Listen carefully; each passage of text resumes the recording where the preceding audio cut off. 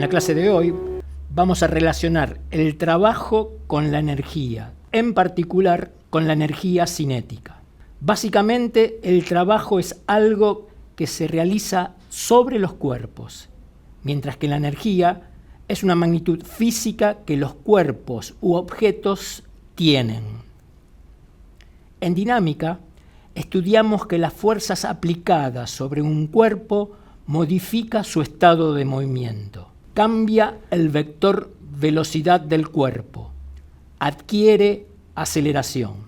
Esto se expresa en la segunda ley de Newton como la fuerza resultante, es decir, la suma de todas las fuerzas aplicadas sobre un cuerpo de masa m, es directamente proporcional a la aceleración y tiene igual dirección y sentido.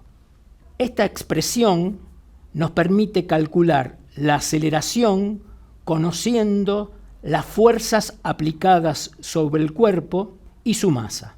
En cinemática, vimos que conociendo la aceleración de un cuerpo, podemos calcular cómo cambian su velocidad y su posición.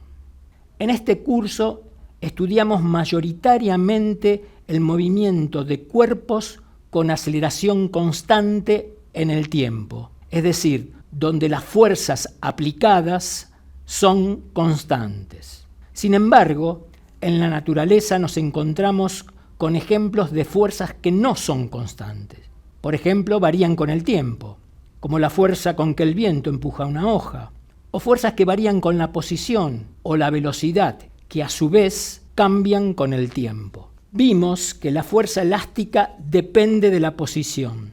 También aprendimos que la fuerza gravitatoria es inversamente proporcional al cuadrado de la distancia. Cuando las fuerzas no son constantes, se utiliza un enfoque diferente que implica una formulación diferente. La clase pasada definimos una nueva magnitud física escalar, el trabajo de las fuerzas constantes y variables. Y definiremos en la clase de hoy y en la próxima las energías cinética, potencial y mecánica, que nos permitirán resolver los problemas conociendo solamente las posiciones y o las velocidades iniciales y finales del sistema en estudio. Consideremos un cuerpo de masa m, que se está moviendo inicialmente con una velocidad inicial v sub 0 a un tiempo t sub 0, al cual se le aplica una fuerza F constante durante un intervalo delta t. Dado que se aplica una fuerza F, el cuerpo tendrá una aceleración en la misma dirección y sentido que la fuerza, y se moverá con un MRV, es decir, un movimiento rectilíneo uniformemente variado, desplazándose una distancia delta x en ese intervalo de tiempo delta t. De acuerdo a lo que aprendimos en cinemática, las ecuaciones horarias de la posición y de la velocidad para el movimiento rectilíneo uniformemente variado son las siguientes. Para la posición, delta x es igual a v sub 0 por delta t más un medio de la aceleración por delta t al cuadrado. Y para la velocidad es v menos v sub 0 igual a la aceleración por delta t. Despejando la aceleración de la segunda ecuación, a queda igual a v menos v sub 0 dividido delta t. Y reemplazando en la primera, resulta que delta x es igual a v sub 0 por delta t más un medio de v menos v sub 0 dividido delta t por delta t al cuadrado, donde simplificando delta t en el segundo término y haciendo las operaciones correspondientes, da que delta x es igual a un medio de v más v sub 0 por delta t. Por otro lado, en la clase anterior vimos que el trabajo de la fuerza resultante F sub r aplicado sobre un cuerpo se puede calcular aplicando el principio de superposición, que nos dice: el trabajo de una fuerza resultante de varias fuerzas aplicadas a un cuerpo es igual a la suma de todos los trabajos de las fuerzas aplicadas, como vemos en la fórmula. En el ejemplo mostrado, las fuerzas aplicadas sobre el cuerpo son 3. La fuerza F constante, el peso del cuerpo, P, y la normal N, que es una fuerza de contacto que el piso le hace al cuerpo. El trabajo de una fuerza constante se calcula como el producto escalar entre los vectores F y delta X, donde F es la fuerza y delta X es el desplazamiento del cuerpo como resultado de la aplicación de la fuerza F. El producto escalar, F por delta X, es igual a F sub I por delta X por el coseno de Z, siendo Z el ángulo comprendido entre las direcciones del vector fuerza y el vector desplazamiento delta X. De esta forma, para el ejemplo planteado, debemos calcular el trabajo de las 3 fuerzas aplicadas sobre el cuerpo: la fuerza F externa, el peso P y la fuerza normal N.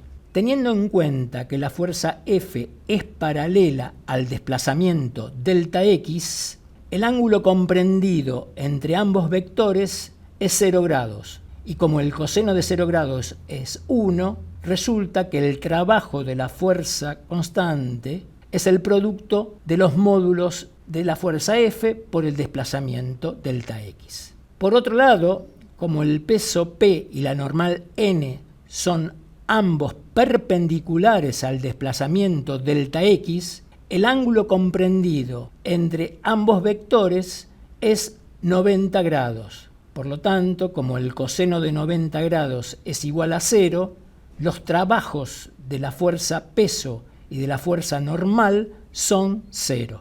Recordando que por la segunda ley de Newton, la fuerza resultante es igual a masa por aceleración, y teniendo en cuenta las expresiones de la aceleración y el desplazamiento que hallamos previamente, resulta que el trabajo de la fuerza resultante F sub R, en este ejemplo, adopta las siguientes expresiones. El trabajo de la fuerza F sub R es igual a F por delta X más el trabajo de la fuerza peso más el trabajo de la fuerza normal, que es igual a masa por aceleración por delta X. Reemplazando por las fórmulas correspondientes, resulta que el trabajo de la fuerza resultante es igual a masa multiplicado por V menos V sub 0 dividido delta T multiplicado por 1/2 por V0 más V por delta T, y haciendo las cuentas da como resultado 1/2 de la masa por la velocidad al cuadrado menos la velocidad inicial al cuadrado. Es interesante observar que aunque usamos las expresiones de la posición y de la velocidad en función del tiempo, en la última ecuación el intervalo delta t no aparece, se simplifica en las expresiones planteadas anteriormente. Hemos deducido que el trabajo de una fuerza aplicada F sobre el cuerpo es igual a la diferencia de dos cantidades que dependen de la masa y de la velocidad al cuadrado del cuerpo en los momentos inicial y final. T sub F es igual a 1/2 de la masa por la velocidad al cuadrado menos 1/2 de la masa por la velocidad inicial al cuadrado. Definimos entonces la energía cinética de un cuerpo de masa m que se mueve con una velocidad v como E sub c es igual a 1/2 de la masa por el módulo de la velocidad al cuadrado. Es importante destacar que, aunque la velocidad es un vector, la energía cinética depende de la velocidad al cuadrado, v cuadrado, y por lo tanto es una magnitud física escalar. No importa hacia dónde se mueva un cuerpo, en dirección y sentido, su energía cinética dependerá solamente del módulo de su velocidad y de su masa. Observando la definición dada por la ecuación E sub c, energía cinética igual a 1/2 de la masa por el módulo de la velocidad al cuadrado, podemos afirmar que siempre la energía cinética es mayor o igual a cero. No puede ser negativa y es nula si el cuerpo no tiene masa o si su velocidad es cero. Podemos reescribir el resultado de la ecuación trabajo de la fuerza F igual a 1/2 de la masa por la velocidad al cuadrado menos 1/2 de la masa por la velocidad inicial al cuadrado igual a la energía cinética menos la energía cinética inicial.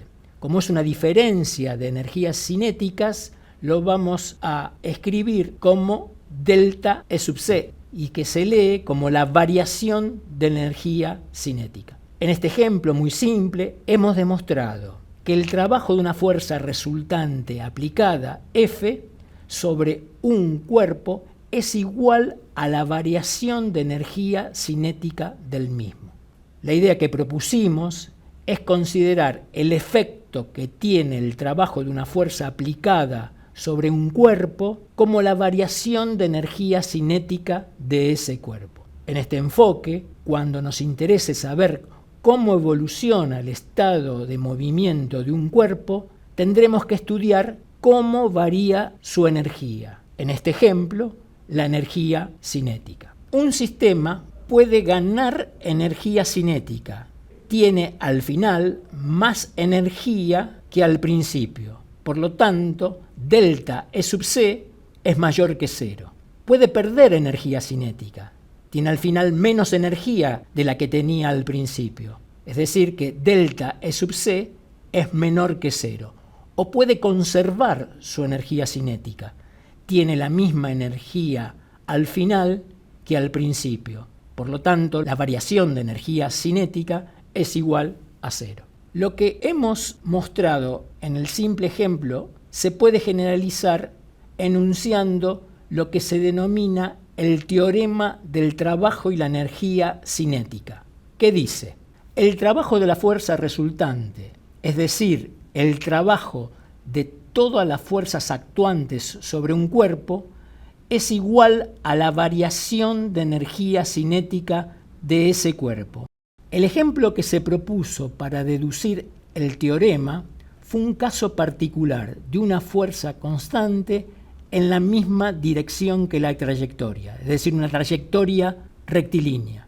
Sin embargo, se puede demostrar que las conclusiones que obtuvimos son generales. El trabajo de la fuerza resultante es igual a la variación de energía cinética. En el caso de un resorte, la trayectoria del cuerpo es rectilínea y la fuerza es variable, depende de delta X. En el caso de la fuerza peso, cuando se lanza una pelota, vemos que la fuerza peso es constante y las trayectorias de los distintos ejemplos son trayectorias curvilíneas. En el caso de la fuerza gravitatoria, la fuerza es variable, recordemos que depende inversamente del cuadrado del radio al cual se está moviendo, en este caso alrededor de la Tierra, y la trayectoria es curvilínea. El teorema del trabajo y la energía cinética es muy importante porque podemos medir las velocidades de un cuerpo de masa m conocida al inicio y al final de una cierta trayectoria, hacer las cuentas y obtener el producto de la fuerza resultante por delta X, es decir, el trabajo, sin conocer F ni el detalle de la trayectoria recorrida por el cuerpo. La unidad en que se mide la energía en el sistema MKS, M por metros, K por kilogramos y S por segundos, es igual a la unidad en que se mide el trabajo, el joule. Como dijimos en la clase anterior, el joule, unidad de energía igual a unidad de trabajo, es igual a 1 newton por 1 metro. Como el newton es 1 kilogramo por metro sobre segundo cuadrado, resulta que el joule es 1 kilogramo por metro cuadrado dividido segundo al cuadrado. También verán en otros cursos que se utilizan para la energía y el trabajo otras unidades alternativas, ergios o electrón-volt o calorías. En la clase anterior aprendimos a calcular el trabajo de una fuerza aplicada sobre un cuerpo cuando la fuerza es constante y cuando la fuerza es variable. Si la fuerza es constante, el trabajo se calcula como T sub F, es decir, el producto escalar entre F y delta X, igual a F por delta X por el coseno del ángulo comprendido entre las direcciones del vector fuerza y el vector desplazamiento delta X.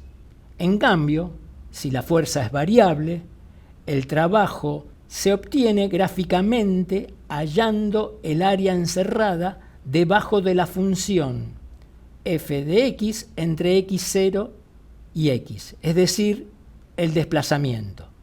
En este caso, la fuerza elástica vimos que resulta igual, trabajo de la fuerza elástica, 1/2 de k por delta x al cuadrado, siendo k la constante elástica del resorte. Decimos que el trabajo es el efecto que tiene una fuerza en el movimiento de un cuerpo, pero observamos que no depende del tiempo transcurrido. Ahora bien, una misma cantidad de trabajo puede realizarse en diferentes intervalos de tiempo. Una tarea determinada puede requerir de una cierta cantidad de trabajo que puede realizarse en diferentes intervalos de tiempo o a velocidades diferentes. Por ejemplo, supongamos que tenemos que cortar el pasto de un jardín. Realizar esa tarea lleva una cierta cantidad de trabajo, que uno lo puede hacer en media hora o puede dedicarle 1 o 2 horas. Aquí podemos hacer una distinción práctica. No solo hay interés en la cantidad de trabajo realizado, sino en qué tiempo se realiza, es decir, a qué velocidad se realiza.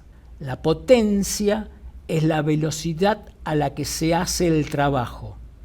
La potencia es el trabajo realizado dividido el tiempo que se tarda en realizarlo.